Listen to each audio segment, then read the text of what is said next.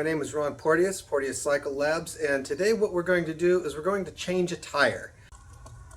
Now here's a standard knobby tire, but you have your tread, and here you have your bead. Now the bead was what basically holds it onto the rim. Now the bead does not stretch, it does not shrink, it stays exactly the same size, okay? You cannot stretch this thing. And a lot of people think that they can stretch it over the top of the rim. You can't do that. So how do you get a small diameter bead inside of a rim that is obviously larger? That's what we're going to go through today. Now obviously the easiest way of doing this is to have a tire machine, right? But sometimes a tire machine can cost hundreds or thousands of dollars for like an air-powered machine or something like that. We're going to do this the old-fashioned way. We're going to use wrenches and tire irons, and we're going to muscle this thing off. Now this is the rear wheel off of my little Honda 230 trail bike. I don't like working on the floor, so I've got it on a truck rim and tire. Makes it a little easier, takes it up off the floor, and you don't have to worry about ruining a disc brake or your sprocket or anything like that, and it makes it a little easier to work. Now looking at the rim and this tire that we're about to remove, you notice that the rim is obviously larger than the bead. So how do you get the bead down in there? All right, well, examining this rim again, you can see that you have this outer part right here, and you have this valley, okay? So what you have to do is you have to take and shift the tire, push part of it down into this valley, and then shift it over to one side, which takes your whole diameter of your bead and shifts it over to the other side, which will bring it off of this, and that'll allow you to start to remove the tire off of this bead. Right now it's about 40 degrees, it's cold, the rubber isn't very flexible, and it becomes difficult. So what I do is I use a clamp. I use like a welding clamp, and I clamp down the other side to collapse this down so it'll go into the valley, and then I work over on the other side. I found that these vice grip welding clamps work pretty good. This is obviously a little narrow right here, and it takes a little bit of effort to squeeze it over here, but once you get it on the other side of this tread, it makes it so much easier when you clamp this down to get that bead into the valley. Okay. Once again, working with cold rubber makes it even more difficult. Open this up a little bit more, squeeze that down in there, and then it's just a matter of squeezing it down so that that bead will go down into that valley and make it so much easier to pull this thing off. Okay, remember I said it was cold? I'm going to give this heat gun a try and see if this helps out a little bit, because this rubber is really, really stiff. No guarantees, thought I'd give it a try.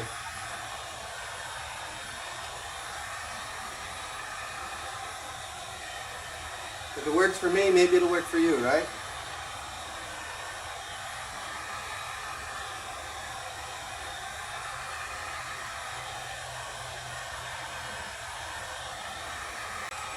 Alright, I've got this at about 80 degrees. I can tell by touching it, it's warmed the hand. So hopefully this will be a little easier to work with. We'll give it a try.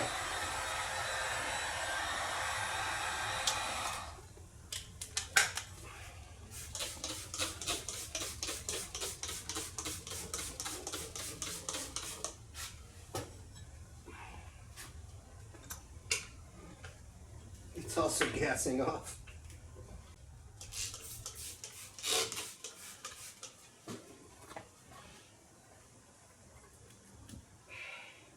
Oh yeah, that's making it a whole lot easier. A whole lot easier. Look at that.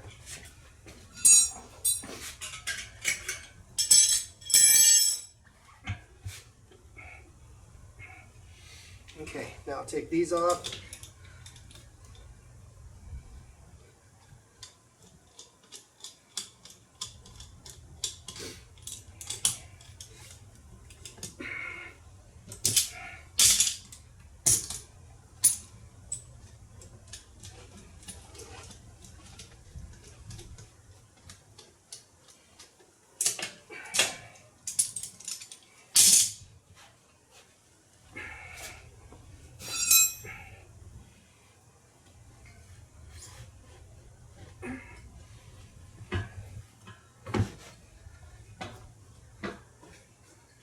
Okay, I got the first bead broke. Now I'll try to take out the tube. Push the valve stem in. Reach in here. Pull that out. Pull out the tube. Now I happen to know that this tube has a hole in it. I might look at it later, but I have a replacement tube to put in here so I don't have a patch. Next thing I want to do is push out this rim lock.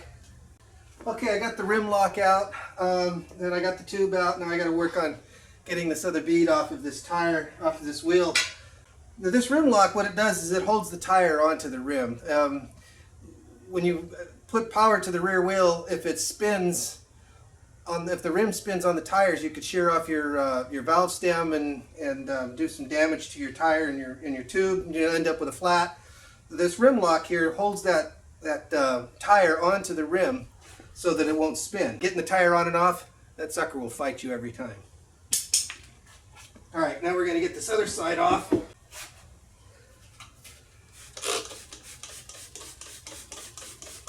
Lots of dish soap.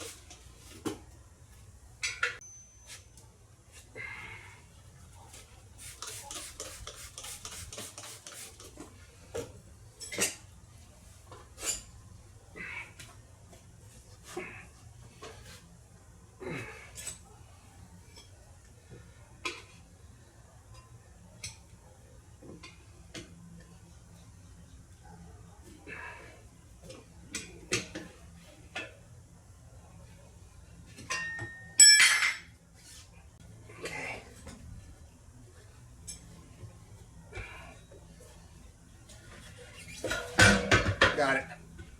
All right. There's our old tire. Give it a toss.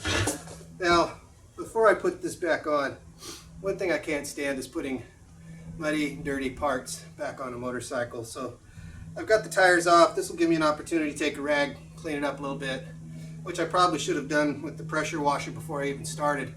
But this will give me an opportunity to clean it up and then put the new tire on. All right, I got the old tire off. I got the rim kind of wiped down a little bit, and now we're gonna install the new tire. Basically, it's just the reverse of what we just did. So let me get to that. Kind of shove this down into here a little bit. Kind of get that bead down into the. I don't have directional. Some of your street tires have actually directions on which way to put the tread, so watch out for that. Knobbies generally don't. Some do, but you know, just kind of look, make sure that you're going in the right direction. Okay, I'm gonna try to shove this in there. Lots of dish soap.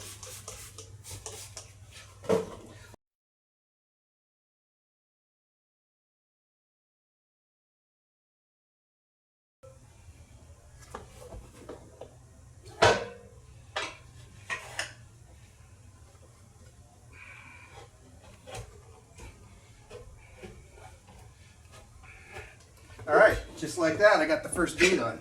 Now, at this point, this is where a lot of people have trouble, okay? What I got to do now is I've got to get the rim lock in there, I've got to get the tube in there, and that kind of a thing. So, let's start with the rim lock.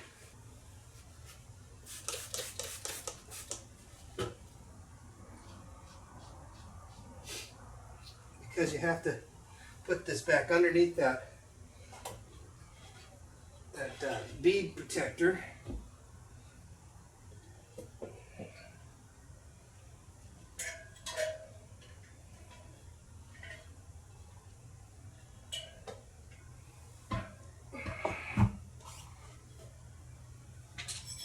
What I'm going to do is I'm going to take this, the backside of here,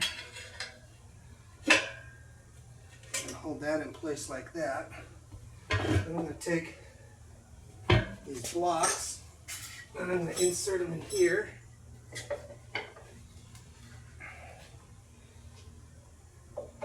I don't have to fight with it.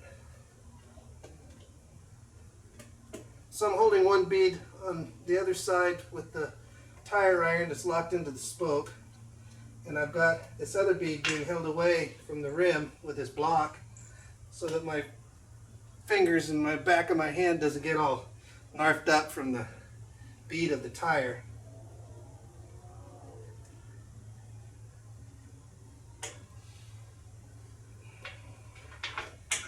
You can stick that thing in there, put that bead protector on there, or that rim protector. Okay, and there's my rim lock.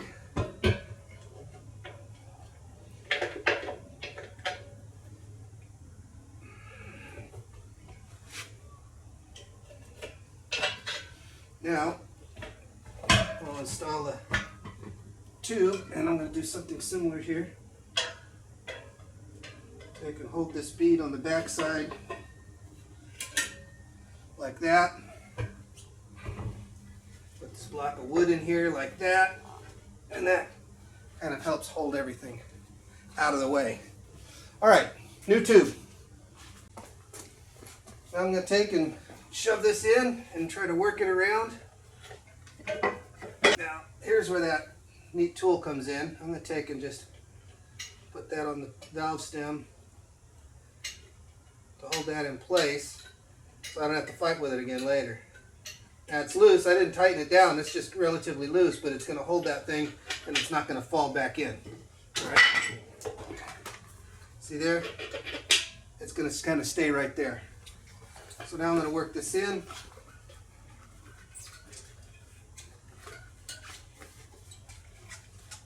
Trying very carefully not to get it kinked or folded or anything like that.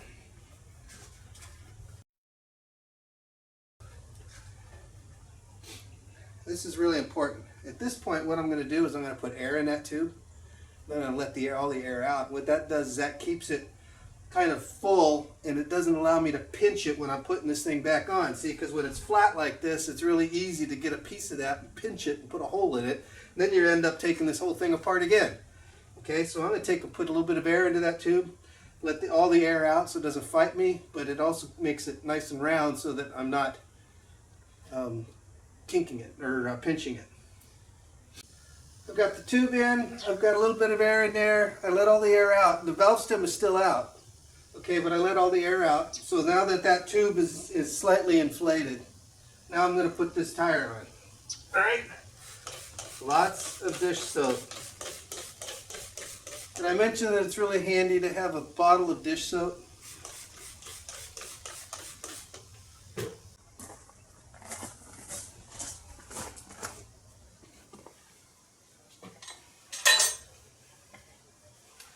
All right, so basically that's how we change a tire here at Porteous Cycle Labs, using standard tire irons, welding clamp or 2 or 3, block of wood, lots and lots of dish soap.